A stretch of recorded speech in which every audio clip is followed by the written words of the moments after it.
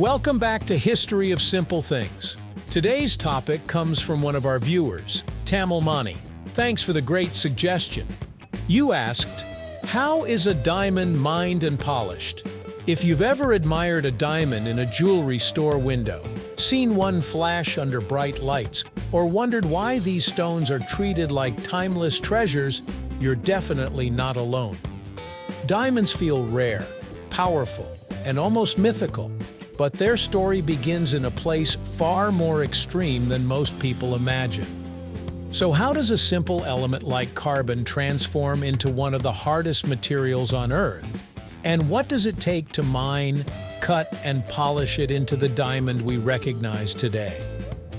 Stick around as we uncover the incredible journey of diamonds, right here, on History of Simple Things.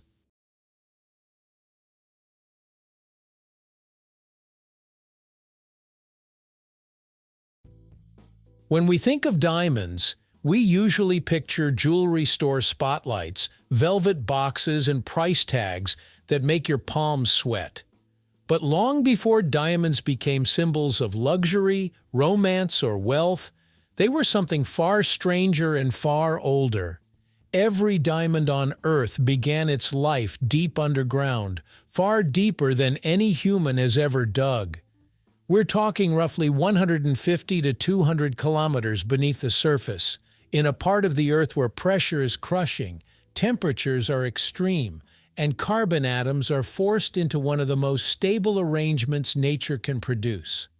That pressure is so intense that carbon atoms lock together in a tight crystal lattice, forming what we eventually recognize as diamond.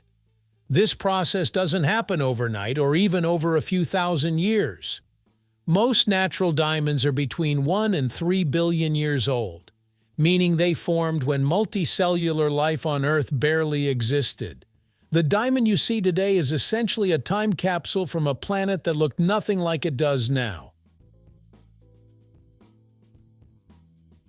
So if diamonds form that deep underground, how do they end up close enough for us to find them? The answer lies in violent volcanic activity that occurred millions of years ago. Diamonds are carried toward the surface by rare volcanic eruptions that push magma upward at incredible speeds. These eruptions create narrow, carrot-shaped formations called Kimberlite and lamproite pipes. Unlike typical volcanoes, these eruptions don't linger or flow slowly. They explode upward, ripping material from deep within the Earth and freezing it in place as it cools. The diamonds don't form inside these pipes, they're just passengers caught in a geological elevator ride.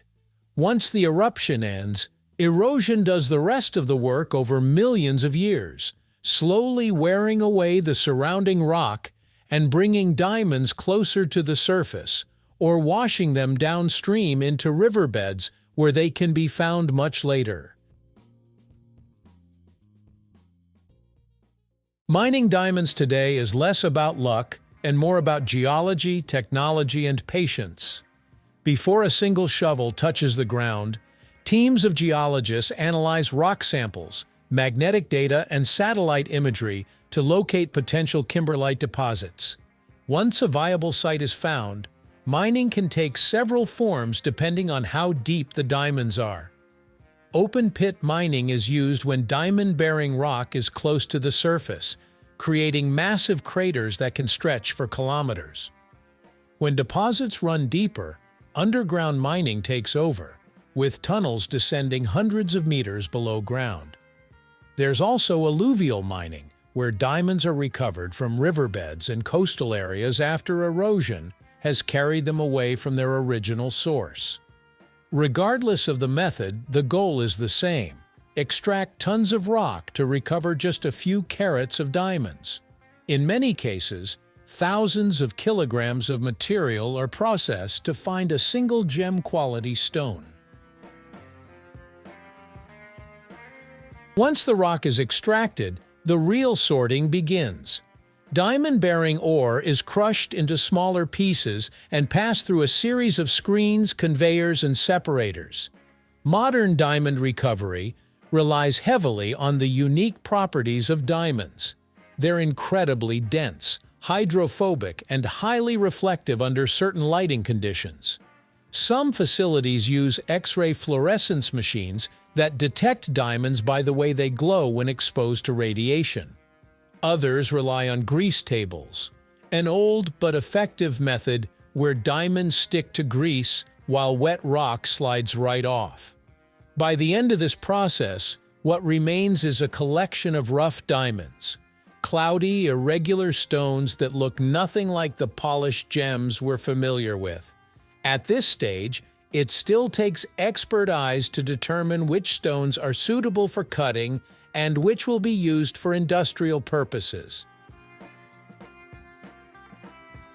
Cutting a diamond is one of the most precise and high-stakes crafts in the world. A single wrong cut can reduce a stone's value dramatically. Before any cutting begins, the rough diamond is scanned in 3D to map its internal structure, inclusions, and stress points. Cutters plan every move carefully, deciding how to maximize brilliance while preserving as much weight as possible. The diamond is then cleaved or sawn using lasers or diamond-coated blades, because only a diamond can cut another diamond. From there, the stone is shaped and faceted, a process that can take weeks or even months depending on the complexity of the cut. Every facet must be placed at an exact angle to reflect light internally, creating the sparkle diamonds are famous for. This step is less about speed and more about patience, precision, and experience.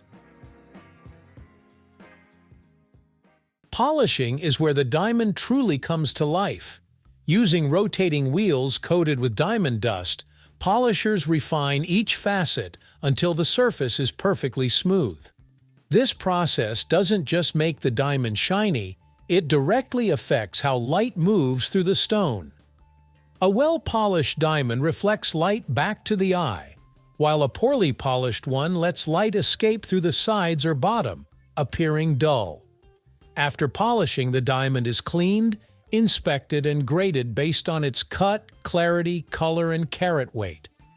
Only then does it become the finished gem we recognize.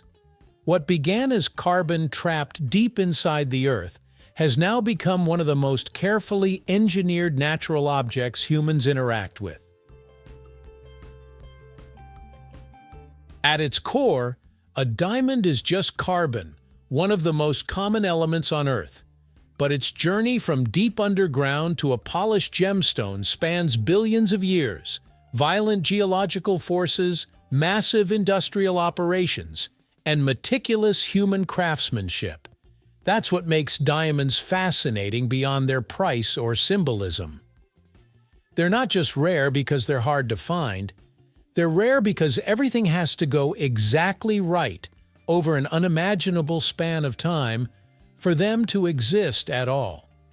The next time you see a diamond, you're not just looking at a shiny object. You're holding a fragment of Earth's deep history, shaped by pressure, time, and human ingenuity. Thank you for watching.